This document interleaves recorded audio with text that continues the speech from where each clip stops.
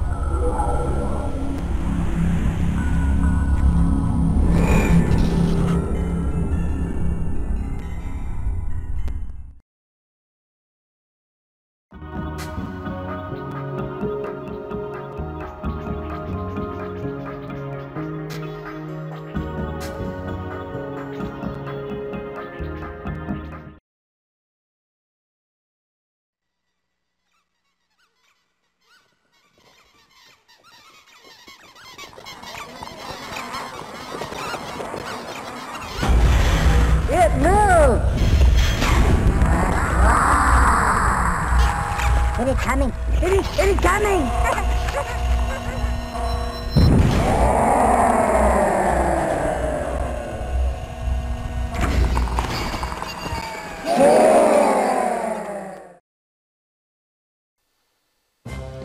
Hello everyone, and welcome to a brand new Let's Play for this channel of possibly one of the biggest games of my childhood. This is Toy Story 2, Buzz Lightyear to the Rescue, for the PS1. A game that I grew up with in my childhood, and it was awesome. And you might be thinking, hang on, how can this be good? It's clearly a movie tie-in of Toy Story 2. A movie tie-in suck, right? Well, not this one. This one is actually really cool for a movie tie-in, and it's very similar to games like Banjo Kazooie and Super Mario 64. You'll see what I mean, so let's just jump right into it, shall we?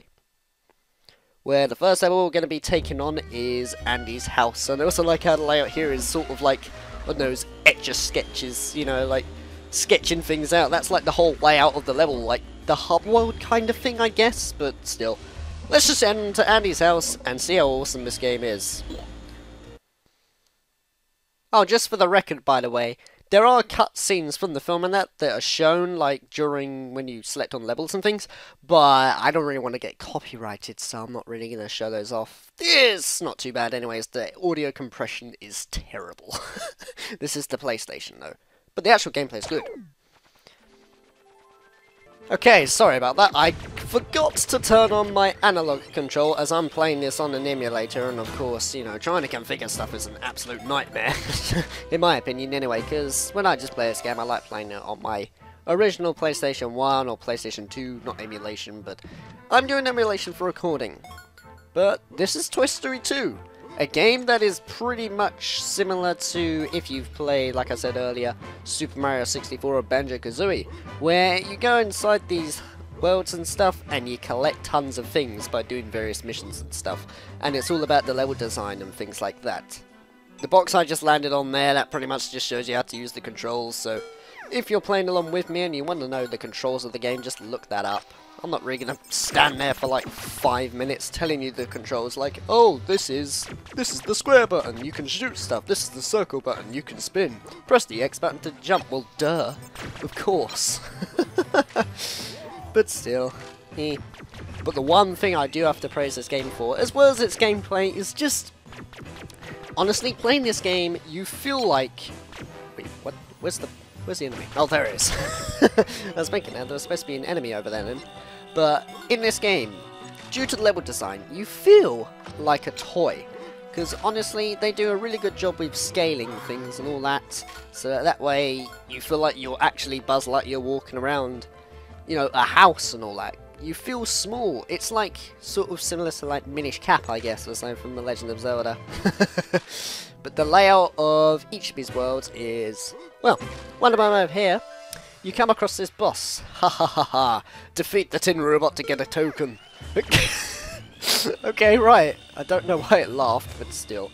But in each world, you get given a boss, you get given, 5 things to find, you find 50 coins in order to get a planet token, you find a secret planet token. It's, like I say, similar to Banjo Kazooie most of the time. There are parts of it where it's similar to Mario 64, but honestly Banjo Kazooie. And good thing too, is I love Banjo Kazooie. Banjo Kazooie is probably one of my favourite games of all time. It's definitely my favourite game on the N64 I've ever played so far. Well, that or either Rayman 2. I'm just a big fan of collectathons, alright? So of course it was a good thing that Toy Story 2 made its way in my life. Every time you clear a mission, you get a Pizza Planet token. Much like Jiggy Pieces or Power Stars from other N64 games. Speaking of which, I'm playing this on the PlayStation, and this game was made in 1999, I think, because I believe Toy Story 2 came out in 1999. But, even still. If you do have an N64 though, you can actually pick this up on the N64. I don't know what it's like exactly. I know that the music is a bit compressed because, well, it was through cartridge, not CDs and all that. And, yeah. I don't really know too much about the N64 version. If you're curious though, just look it up and buy it online or something. But honestly, I'd probably suggest the PS1 version on many reasons.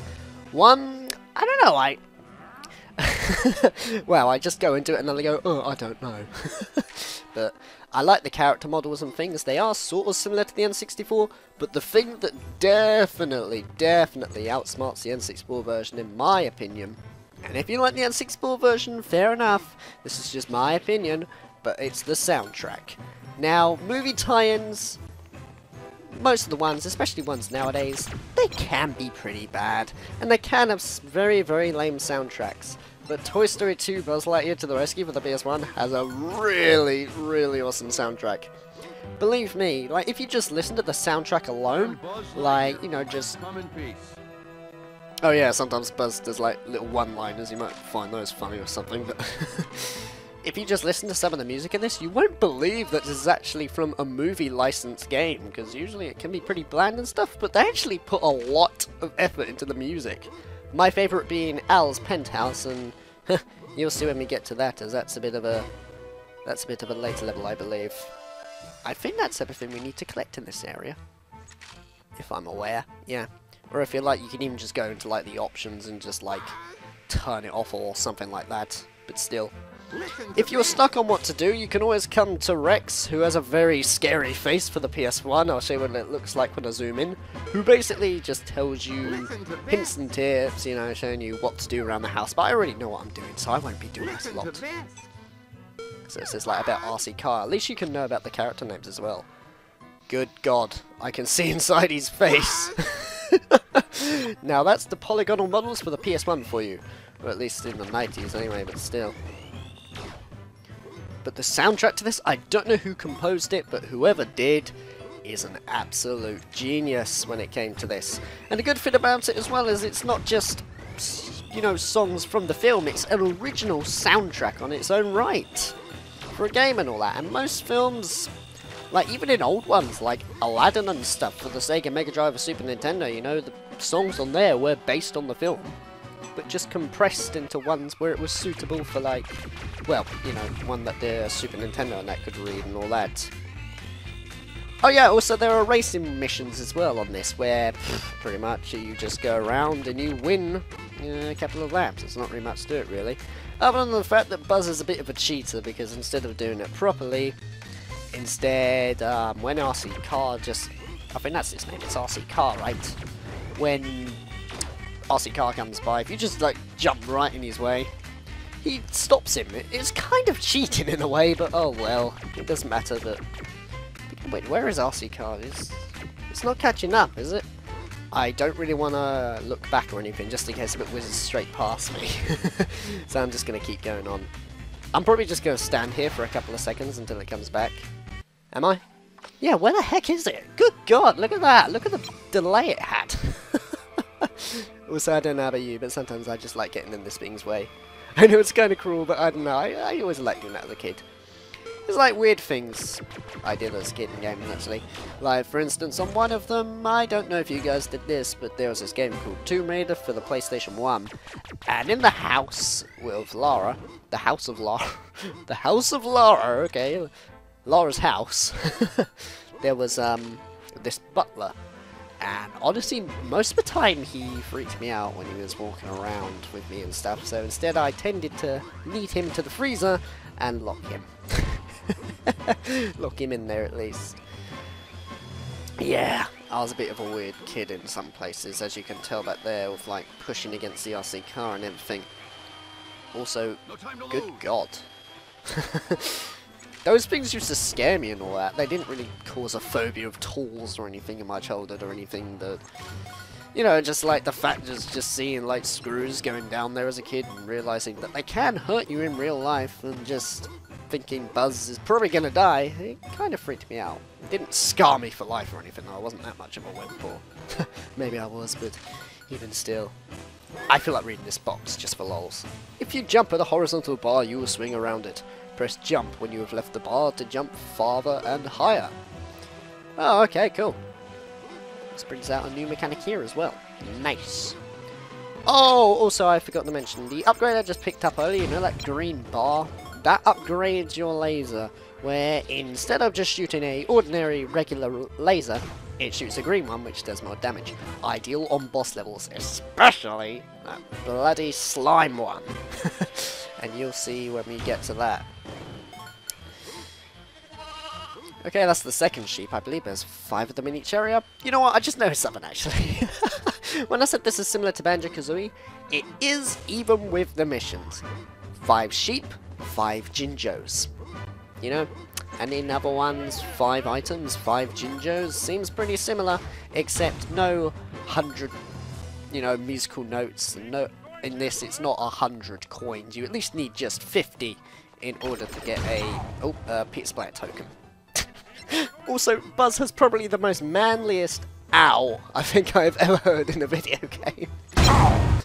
At least, you know, Rayman had the manliest yeah in a video game in my opinion, but just the way Bowser?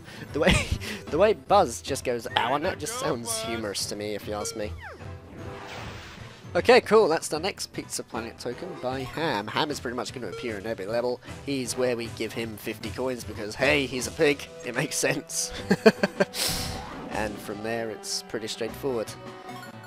Honestly, in each level, it is pretty much just the same thing going on and stuff, but it's mainly the level design and how different the missions are that makes it a lot more enjoyable, in my opinion. So, like, you know, this one we're collecting sheep. In one of them, we're going to be collecting tykes, you know, as little men and all that from the film. I think they're called tykes anyway, at least that's what it says in this game. So I'm just going to agree with that. And his parents must be rich. Look at this place, jeez. Or at least to me, anyway, because I suppose I'm a toy and everything looks huge. Maybe in reality it's just pretty much just like any other ordinary house. But, yeah, I don't know. I just say random stuff in this LP. Like I do with every Let's Play at the beginning, really. It's just to get into it, you know. Wow, thanks Buzz. In return... Wow, this is why I don't read dialogue. In return for finding my ear, I will let you use the Cosmic Shield. It will only protect you from harm for a little while, so make sure you use it wisely. Will do. In some levels, you'll be given these new abilities, which are really cool if you ask me. Especially this one here, given the fact that it makes you sort of invincible in order to, like, progress through areas that, you know, would basically hurt you and things. In each level, in order to unlock that, you need to find Mr. Potato Head's piece of him, and well, like his arm, his ear, his eye, or you know, there's parts of him that clip together and all that. And it gives you an unlockable, which you can then use in later levels. Speaking of which, there is also there's also backtracking in this game, but it's not too terrible actually. If anything, it's barely any backtracking at all. There is some of it, but not loads of it, like in Donkey Kong 64. Donkey Kong 64 is a very good game, though. It's probably a very big game, actually. It's a very big game. It definitely showed off what the N64's expansion pack could do and all that.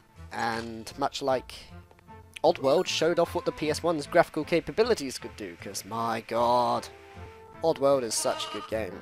You know, now I might LP that at some point, but I gotta save those Mudokons and keep dying, because the saving in that game is absolutely terrible.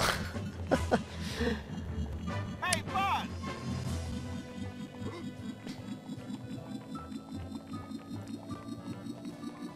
Sorry if I'm being quiet. I just really like listening to the soundtrack of this. You know, as well as it just being really well made and stuff, it's just so suitable for what you're doing in the level and that.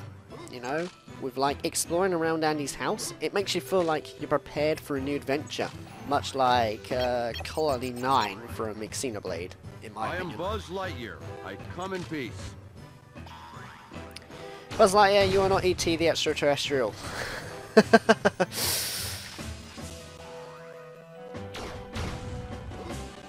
I don't think I need to collect any more coins, do I? No, doesn't look like it.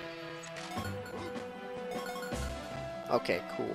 So I've got the battery, and there's pretty much not much else to say on this, really.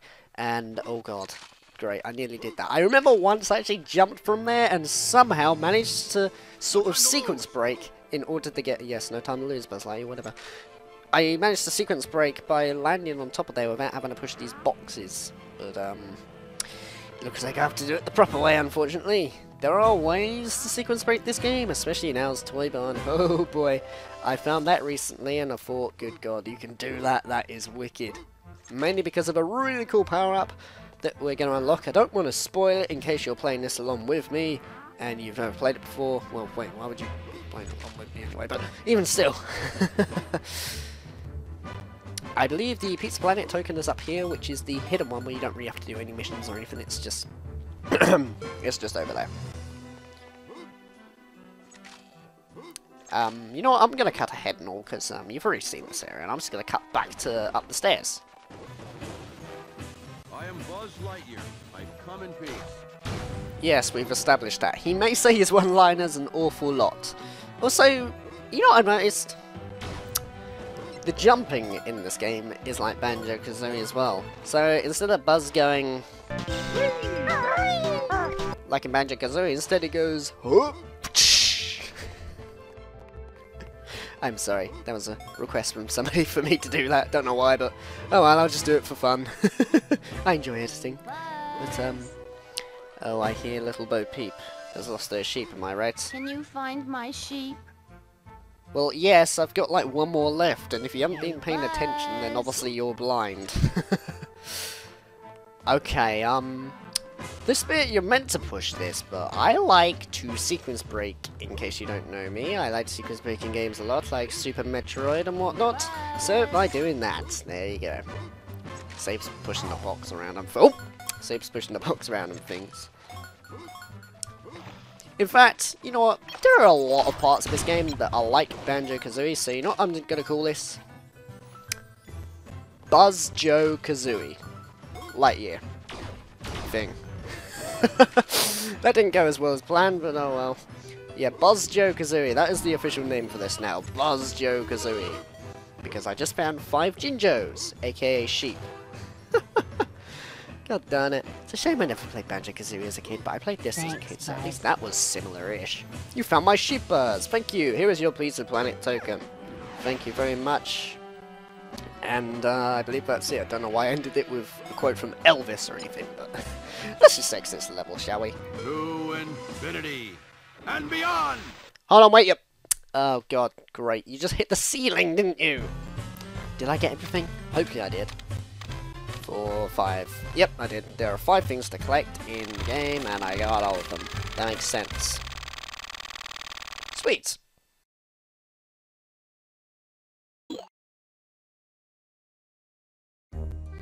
I apologise for that, I had a bit of a quick interruption there, but yeah, let's just go save the game. It's not really that exciting, it's just a save menu, but at least you can see what games I've played on this emulator so far. I've played a whole bunch more PS1 games and on my actual PS1 system, because I don't really use emulators that much. Spyro 2, Toy Story 2, Sheepdog and Wolf, My Racer, Oddworld Apes Odyssey, still yet to beat that, and yeah.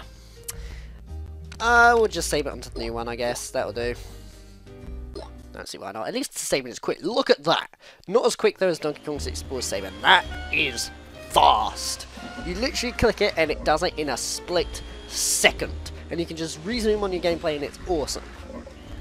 Either way, that is the first episode of Toy Story 2 Buzz Lightyear to the Rescue for the PlayStation 1. I hope you enjoyed this episode, and I'll see you in the next one where we're going to take on Andy's Neighborhood.